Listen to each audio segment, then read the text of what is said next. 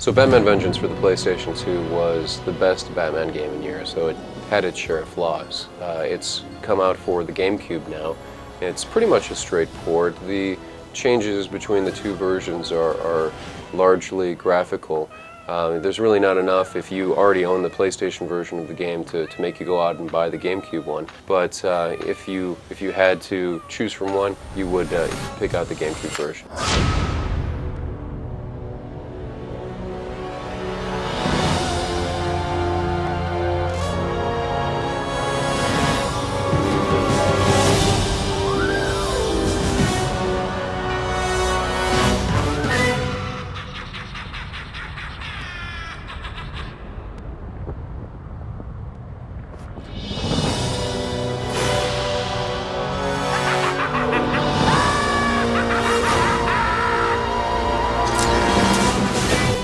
For those of you keeping track of continuity, Batman Vengeance is based on Paul Dini and Bruce Timm and Tim's excellent cartoon series rather than the movies.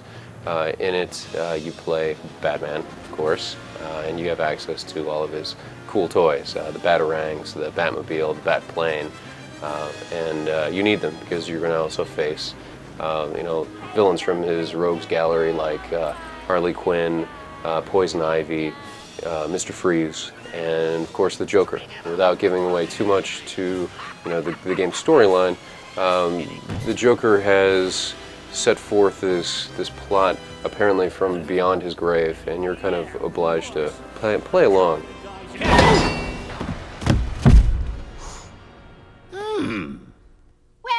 now you're working for Mr. J, you chowderhead. He'll do what he says and take what he gives and hope it is not a bullet. The sound in the game is pretty fantastic. The music sounds like themes from the game, even if it's not specifically. It definitely puts you in the same sort of place that the soundtrack does. And the voice work is done by a lot of the same voice actors who voice the series, such as Kevin Conroy and Mark Hamill, who does the Joker, who's pretty fantastic. The game looks how you'd expect a 3D version of the cartoon series to look. It's got really neat Art Deco environments. The character models look fantastic and they animate very well. The environments can be a little bit sparse sometimes, but they're kind of made up for by certain little effects, such as some of the ice effects in Mr. Freeze levels. There's sort of these sort of phosphorescent glow on some of the plant creatures in Poison Ivy as well, and that makes up for a lot too. There are many different gameplay modes in Batman Vengeance. You play throughout most of the game as Batman from a third-person perspective. You kind of run and jump and glide around in these 3D environments, like in a lot of other 3D action games. But there are also elements such as there's stealth elements. You'll flatten out against a wall, kind of like in Tenchu, sneak up on an enemy and handcuff them. And there's also fighting game elements to the game as well. If you come up on an enemy and engage them in battle, it'll kind of move into a 2D, 3D sort of mode until you've dispatched them and moved on.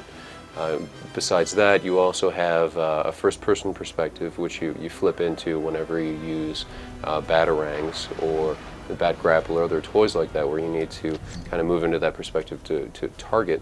And then on top of that, you have the Batmobile, the Batplane, and vehicles like that you're driving around the environments. That the perspective changes on you, the controls change on you. So there's a lot of variety within it. Batman Vengeance's drawbacks are primarily in the areas of camera, difficulty level, and the final few levels. The game camera is kind of set up so that it follows you briefly after you make a little movement, so you'll go around a corner and it'll catch up.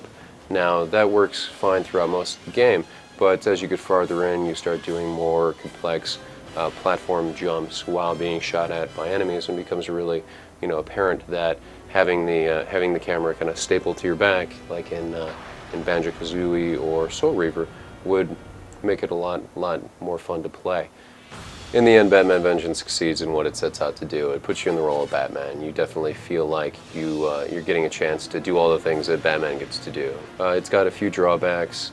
to it, but essentially it's a fun game. It's not really setting out to go after games like Metal Gear Solid 2 or Devil May Cry. It's not really kind of competing with those sort of games. It's competing more with the Spider-Man and Superman, and in that it fares really well. It's the sort of game that maybe hardcore game players might not enjoy as much, but people who are into Batman cartoons, Batman movies, the comics, or anything should be pretty pleased with it.